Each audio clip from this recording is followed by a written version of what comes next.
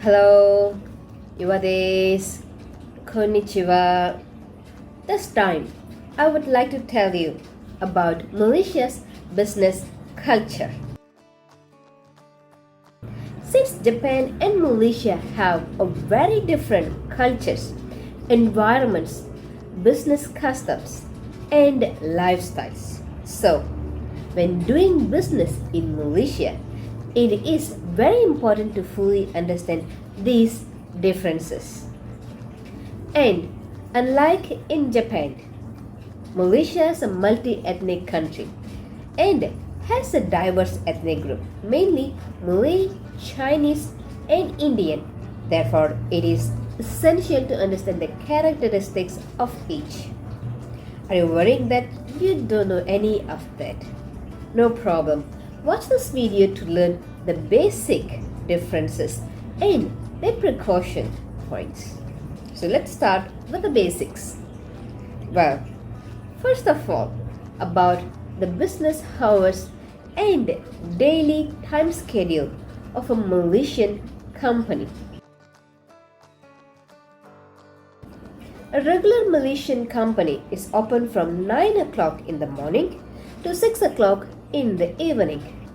Some companies have shifts with morning, afternoon, evening, and night shifts.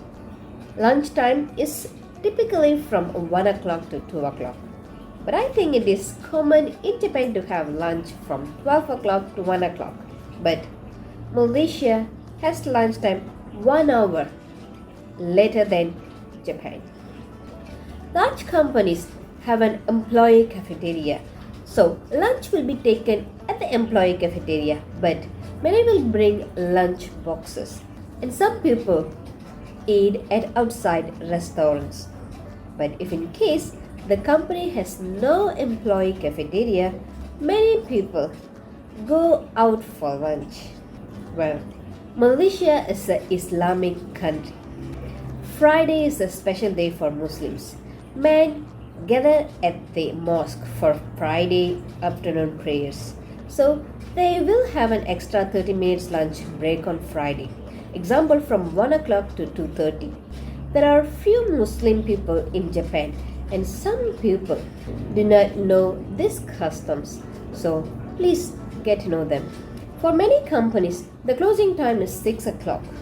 Only a few will work overtime, but there are many who work overtime in Japan.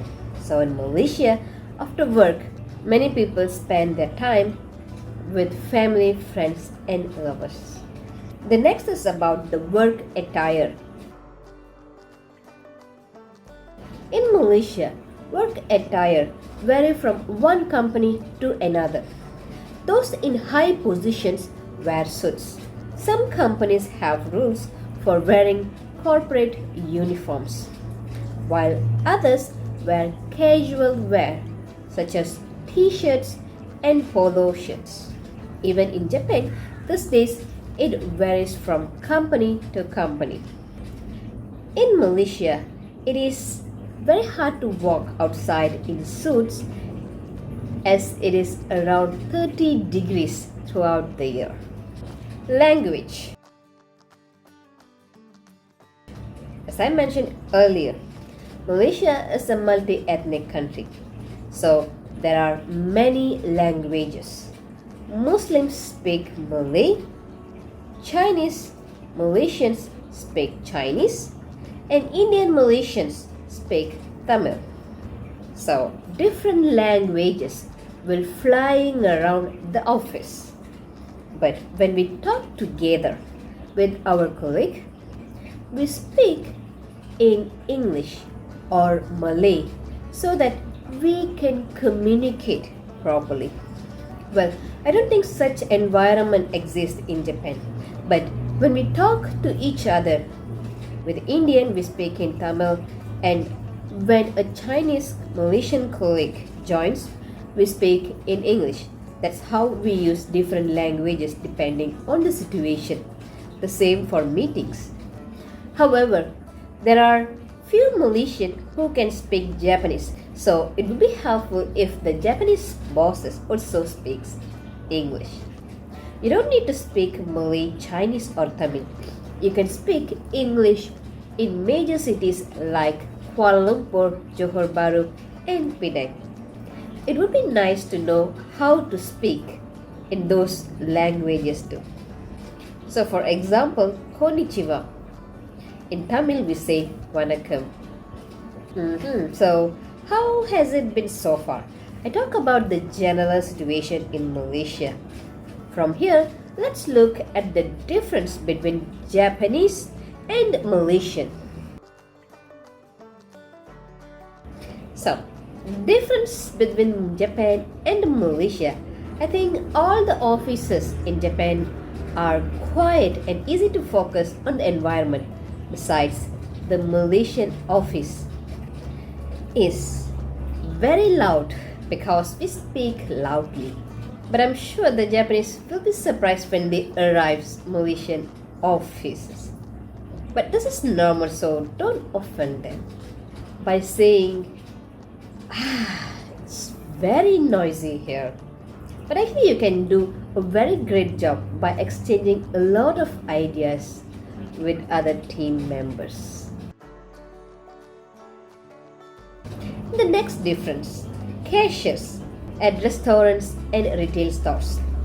In Japan, the staff at restaurants and retail stores are very polite, always stand and work, and rarely get upset with customers. Am I right? But in Malaysia, it's slightly opposite. Some cashiers usually watch videos on his or her smartphone and sit and work.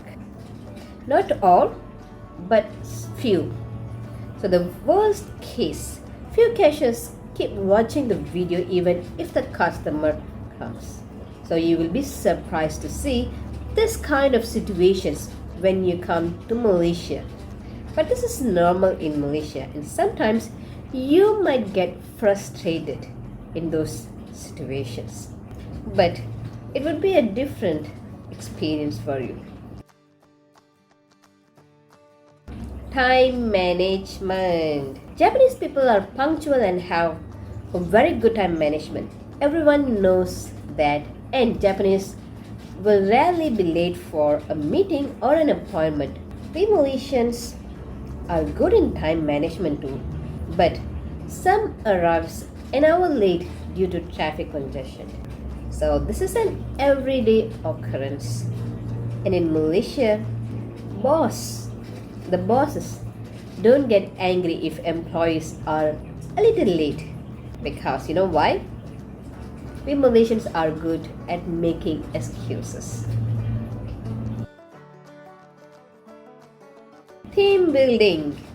In Japan, you often go to drink after work to understand each other and cultivate a sense of togetherness. I also like Japanese izakaya, but I don't drink, and Muslims are not allowed to drink alcohol in Malaysia. So, unlike Japan, we do not drink alcohol in izakaya, but we organize team buildings twice a year. What do? We go for bowling, theme park, picnic, hiking, and more activities we do together as a team. The retirement age. The retirement age in Japan is 60 to 65, isn't it? In Malaysia, the retirement age is 60, just like in Japan. Compared to Japan, Malaysia has a very large youth population. So, we can see a lot of young people in Malaysian offices. We also have a pension system. We will get our pension from the age of 55. There are few things to cherish. So when it comes to work, family, and religion, I have heard many Japanese say that work is important than anything. Even their family comes next after work. And the religion, it is not so important. Why? The most important thing for Malaysian is family. The next important thing is religion. The third is work. So the values are vary from Japan. So what do you think? There are many differences between Japan and Malaysia. So don't be surprised to see these differences. I just want you to experience the differences in culture and values. It is difficult to impose Japanese values on Malaysian employees. Instead, it's important to understand the differences and follow them well. See you in the next video. Bye bye.